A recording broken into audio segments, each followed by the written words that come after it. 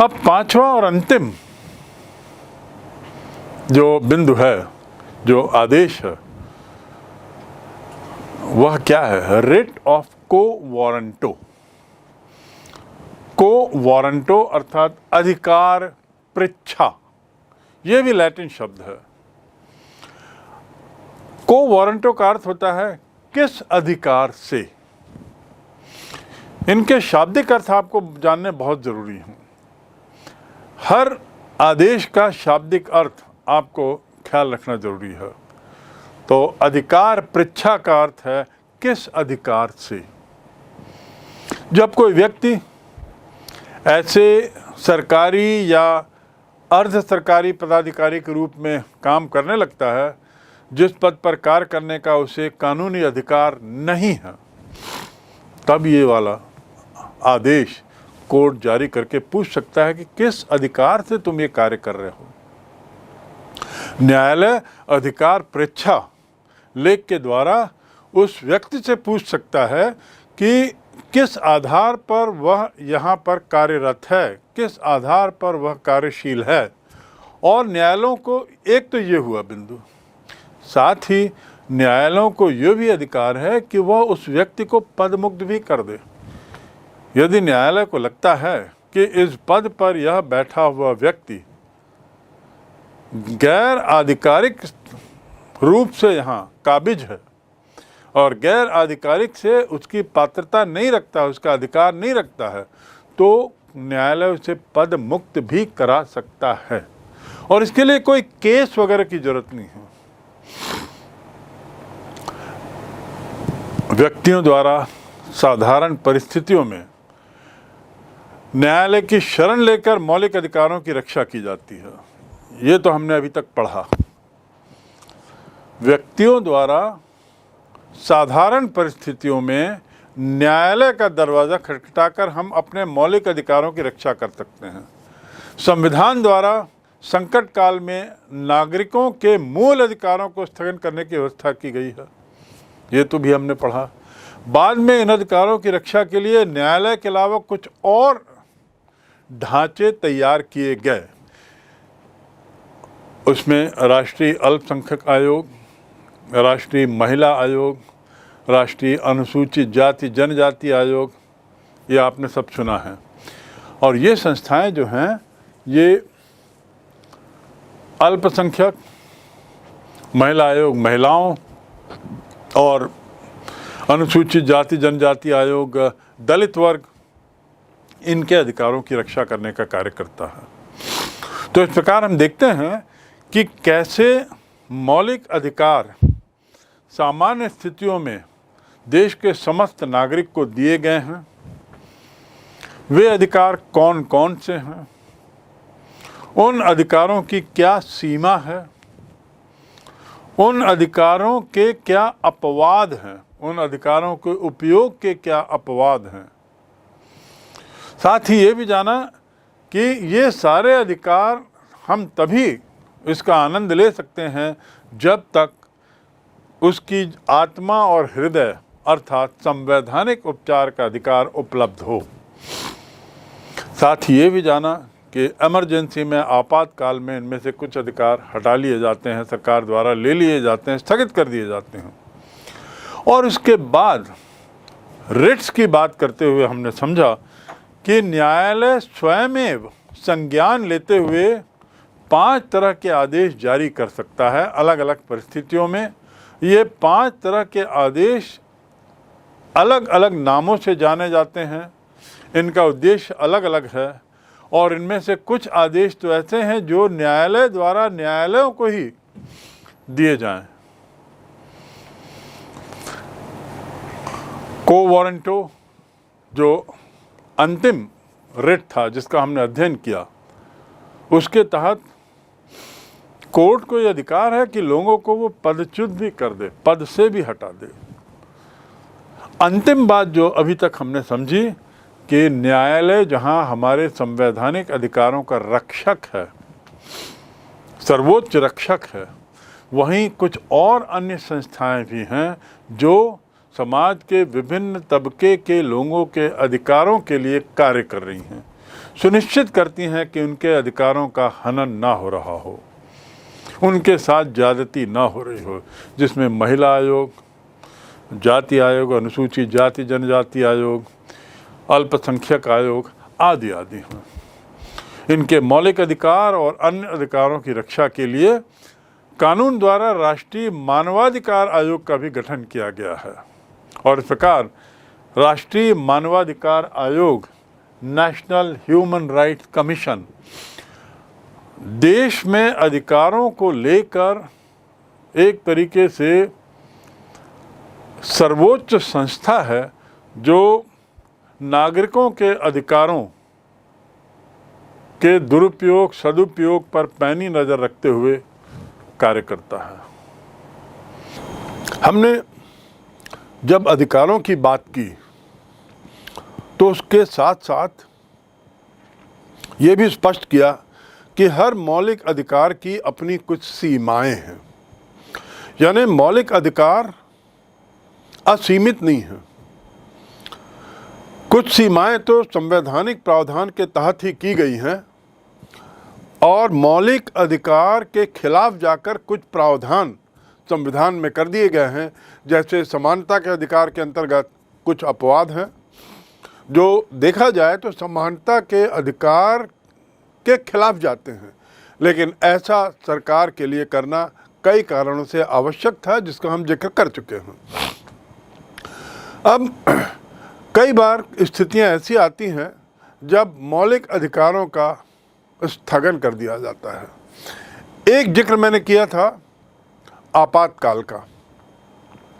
आपातकाल एक ऐसी स्थिति है जिसमें व्यक्तियों के पास, नागरिकों के पास मौलिक अधिकार नहीं रहते या सरकार तय करती है कि कौन से मौलिक अधिकार इस काल में नागरिकों के पास रहें और कौन से स्थगित कर दिए जाएं।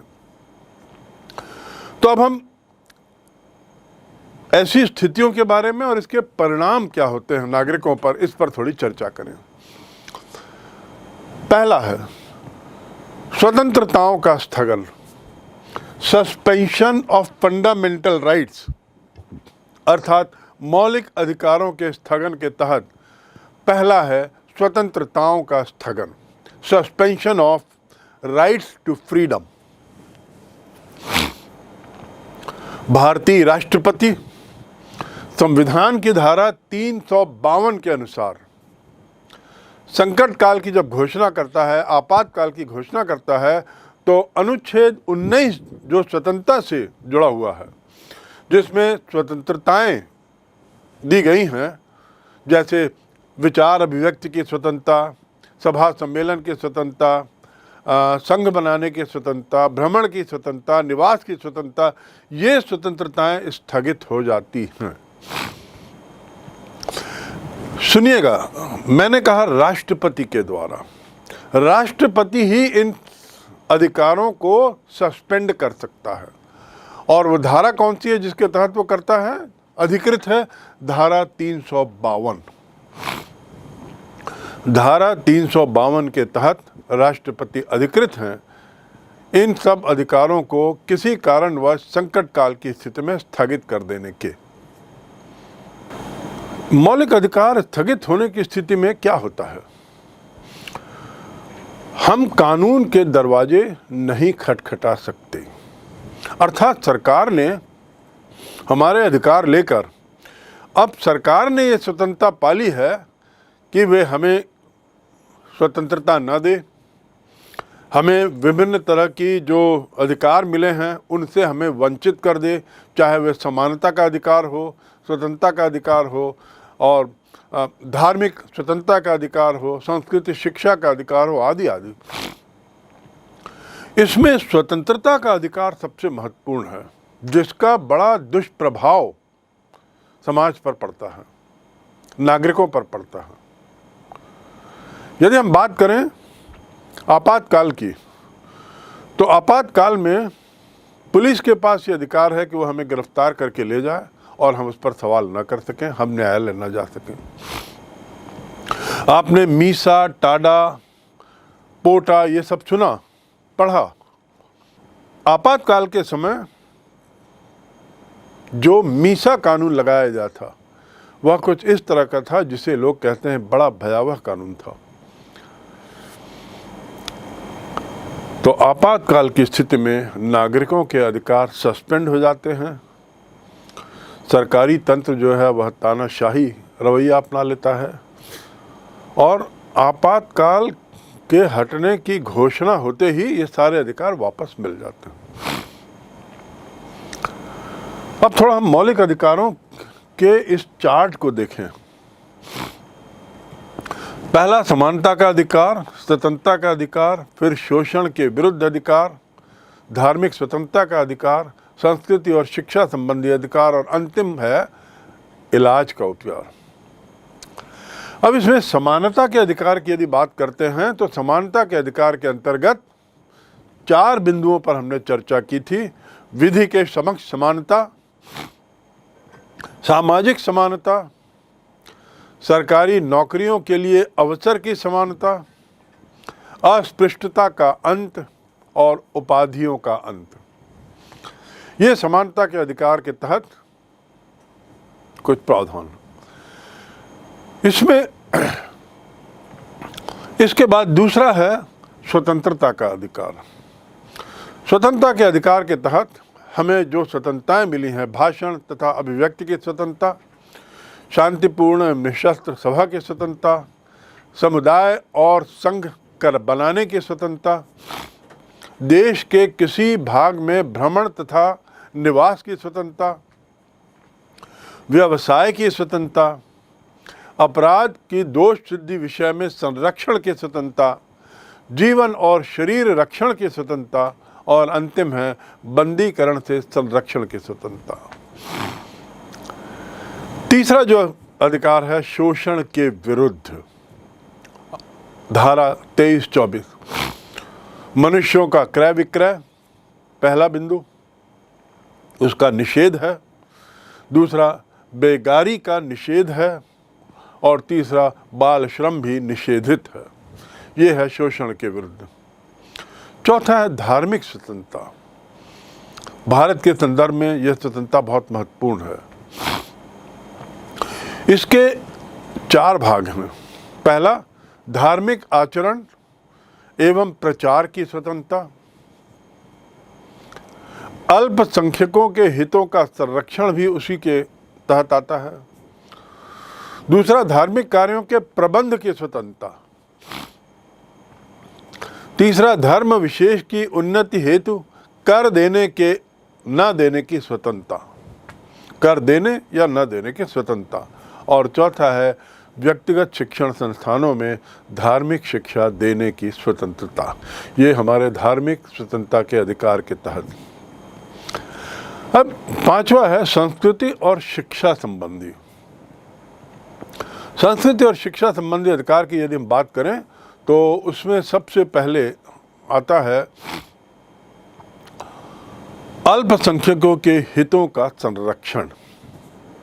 कौन सा? अल्पसंख्यकों के हितों का संरक्षण।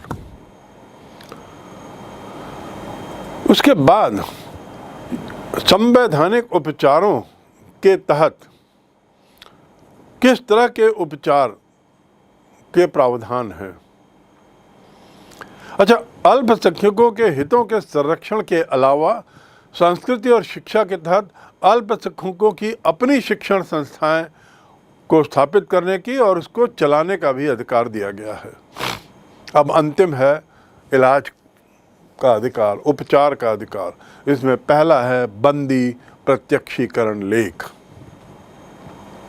दूसरा है परमादेश लेख, लेख अर्थात रिट, WRIT, तीसरा है प्रतिषेध लेख, चौथा है उत्प्रेषण लेख और पांचवा है अधिकार परीक्षा लेख।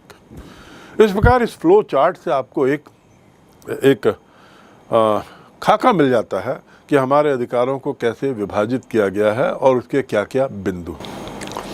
संवैधानिक अधिकारों के स्थगन की बात करते हुए मैंने पहला बिंदु आपको बताया। दूसरा बिंदु स्थगन के मामले में है संवैधानिक उपचार के अधिकार का स्थगन। और ये कब होता है? आपातकाल में। आपातकालीन स्थिति में अनुच्छेद 359, पहला वाला तो 352 के आधार पर राष्ट्रपति उसका उपयोग कर सकता है, उसको स्थगित कर सकता है। दूसरा 359 के तहत 359 के अनुसार उपचारों के इलाज को भी स्थगित या निलंबित किया जा सकता है, और आपातकाल में यही होता है। तीसरा, मौलिक अधिकारों पर प्रतिबंध लगाने के लिए हस्तक्षेप। सस्पेंड करने की बात कर रहा हूं मैं, मौलिक अधिकारों को कुछ समय के लिए स्थगित करने की बात, तो उसमें तीसरा बिंदु है प्रतिबंध लगाने के लिए। अनुच्छेद 15(1)(4), इसके अनुच्छेद 19(6) में नैतिक अधिकारों पर प्रतिबंध लगाने के लिए राज्य हस्तक्षेप कर सकता है। नैतिक अधिकारों पर, मौलिक अधिकारों पर प्रतिबंध लगाने के लिए राज्य हस्तक्षेप कर सकता है, मौलिक अधिकारों पर। और ये मौलिक अधिकारों पर प्रतिबंध लगाते हुए वह कुछ कारण बताएगा। चौथी स्थिति जो निर्मित होती है स्थगन की, वह है संविधान में संशोधन करके स्थगन के प्रस्ताव में बदलाव लाया जा सकता है। संसद संविधान में संशोधन करके मौलिक अधिकारों को निलंबित कर सकती है, किंतु संविधान के मूल ढांचे में बदलाव नहीं करेगी। कुछ समय के लिए निलंबित कर दे, स्थगित कर दे संसद, लेकिन मूल ढांचा जो है उसमें बदलाव संसद नहीं कर सकता। यह एक बहुत अहम जजमेंट के माध्यम से ये निष्कर्ष सर्वोच्च न्यायालय ने दिया है कि संसद सर्वोच्च है, संसद सभी कानूनी प्रावधानों में बदलाव कर सकता है, लेकिन मूल ढांचे में नहीं, लेकिन मूल ढांचे में नहीं। इसलिए स्पष्ट है कि संविधान द्वारा नागरिकों को दिए गए मौलिक अधिकार असीमित नहीं है। मैं यदि अपने अधिकार का उपयोग करते हुए दूसरे के अधिकार क्षेत्र में जा रहा हूं, तो ये तो गलत है। दूसरा व्यक्ति यदि किसी अपने अधिकार की रक्षा करते हुए या अपने अधिकार के बारे में बात करते हुए मेरे अधिकार क्षेत्र में हनन कर रहा है, तो यह गलत है। एक उदाहरण लीजिए, आपका एक विद्यालय है, जिस विद्यालय में पढ़ते हैं उसके पास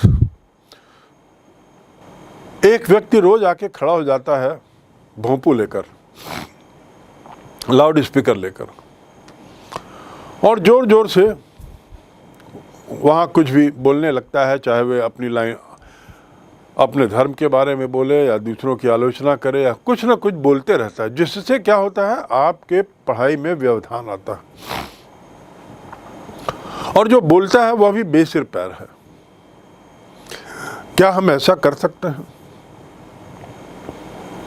क्या वह व्यक्ति, और जब उससे पूछा जाता है कि भाई आप ऐसा क्यों कर रहे हो, उससे हमें दिक्कत हो रही, तो उसका कहना रहता है कि मैं आपके स्कूल के परिसर के बाहर से ये कर रहा हूं, तो मैं आपके अधिकार का हनन नहीं कर रहा हूं। ऐसे ही एक परिवार अपने घर का कचरा पड़ोसी परिवार के प्लॉट में फेंक देता है और रोज यही कर रहा है। क्या ये उचित है? मुझे अपना घर साफ रखने का अधिकार है, इसका अर्थ ये नहीं कि दूसरे के घर को मैं गंदगी करूं। तो इस प्रकार पहली स्थिति में भी जैसा मैंने बताया कि वह व्यक्ति लाउड स्पीकर लेकर आपके अपने अधिकार, अध्ययन के अधिकार, पढ़ने के अधिकार, शांत रहने के अधिकार में हनन कर रहा था। तो ऐसी स्थिति में उसे बंदी बनाया जा सकता है, उस पर कार्रवाई की जा सकती है। तो अधिकारों की एक सीमा होती है, इस बात को आपको ख्याल रखना। हम में से बहुत से लोग अधिकारों की बात करते रहते हैं और ये भूल जाते हैं कि इन अधिकारों की एक सीमा है।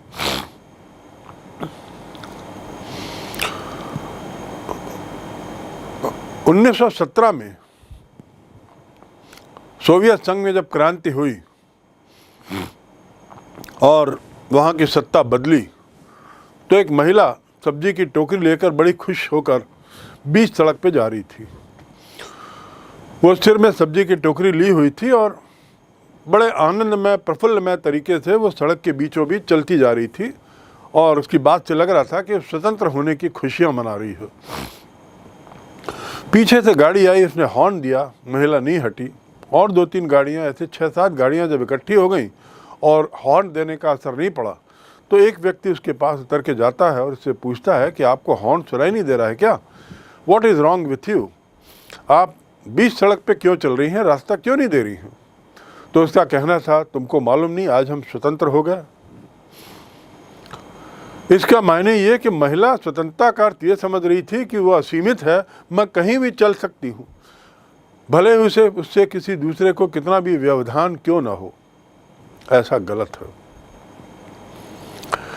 दूसरे शब्दों में हर अधिकार की एक सीमा है, असीमित नहीं है। इन्हें विशेष परिस्थितियों में स्थगित किया जाने का भी प्रावधान है। ये 2 बातें आपको मालूम होनी चाहिए कि ये स्थगित भी हो सकती हैं, बिल्कुल आपसे पूरी तरह हटाई भी जा सकती हैं आपातकाल जैसी स्थिति में। तो अब ये हम मूल रूप से मौलिक अधिकारों के बारे में काफ़ी कुछ समझ चुके हैं। अब हम आते हैं उन संस्थाओं पर जो हमारे मौलिक अधिकारों की एक तरह से वॉच डॉग है। एक संस्था का नाम है राष्ट्रीय मानव अधिकार आयोग, नेशनल ह्यूमन राइट्स कमीशन। राष्ट्रीय मानव अधिकार आयोग का गठन भारत में अधिकारों को प्रभावशील बनाने के लिए, भारत में इतनी बड़ी जनसंख्या में सुनिश्चित करने के लिए कि हमारे अधिकार हमारे पास हैं, हमारे अधिकार छीने नहीं जा रहे हैं, सरकार ने एक संस्था बनाई। सरकारी क्षेत्र में ये संस्था है जिसका नाम है राष्ट्रीय मानव अधिकार आयोग। इसका काम क्या है? इसका काम है ये सुनिश्चित करना कि देश के लोगों के जो अधिकार है उसका किसी तरीके से हनन तो नहीं हो रहा है। मानव अधिकार आयोग की स्थापना हुई थी 1993 में, जब बारंबार ये शिकायतें आ रही थीं कि नागरिकों के मूल अधिकारों पर हमला हो रहा है। तो ऐसी स्थिति में भारत सरकार ने निर्णय लिया कि मानव अधिकार आयोग बनाया जाए जो एक वॉच डॉग की तरह कार्य करे। तो 1993 में इसकी स्थापना होती है। दूसरा, इसमें 8 सदस्य हैं और एक अध्यक्ष होता है। इन 8 में से एक अध्यक्ष, अर्थात 7 सदस्य और एक अध्यक्ष। तीसरा, राष्ट्रीय मानव अधिकार आयोग के अध्यक्ष के पद पर सर्वोच्च न्यायालय के वर्तमान न्यायाधीश या सेवानिवृत्त न्यायाधीश को नियुक्त किया जाता है। अर्थात राष्ट्रीय मानव अधिकार आयोग इतना महत्वपूर्ण संस्था है कि उसकी नियुक्ति, अध्यक्ष की नियुक्ति या तो वर्तमान न्यायाधीश सर्वोच्च न्यायालय के और या सर्वोच्च न्यायालय से निवृत्त जो वहाँ से रिटायर हुए ऐसे न्यायाधीश को ही अध्यक्ष बनाया जाता है। अध्यक्ष के अलावा अन्य 7 सदस्यों में एक सदस्य, वो भी न्यायालय का वर्तमान या सेवानिवृत्त न्यायाधीश होगा। एक सदस्य उच्च न्यायालय का सेवानिवृत्त या वर्तमान न्यायाधीश होगा, उच्च न्यायालय का। 2 सदस्य ऐसे जो मानवाधिकार के संबंध में पर्याप्त ज्ञान और व्यावहारिक अनुभव रखते हैं, उसमें उनकी विशेषज्ञता है, महारत है। मानवाधिकारियों को लेकर उन्होंने बहुत अध्ययन किया हो, गहन अध्ययन किया हो, ऐसे 2। और 3 अन्य हैं पदेन।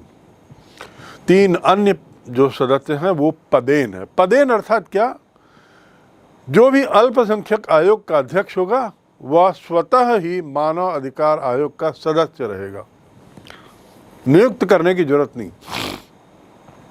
जो भी व्यक्ति अल्पसंख्यक आयोग का अध्यक्ष होगा वह मानवाधिकार आयोग का सदस्य स्वतः ही बना रहेगा। यानी अपने पद के कारण, अल्पसंख्यक आयोग के अध्यक्ष के पद के कारण वो यहाँ पर सदस्य बना, इसलिए पदेन है।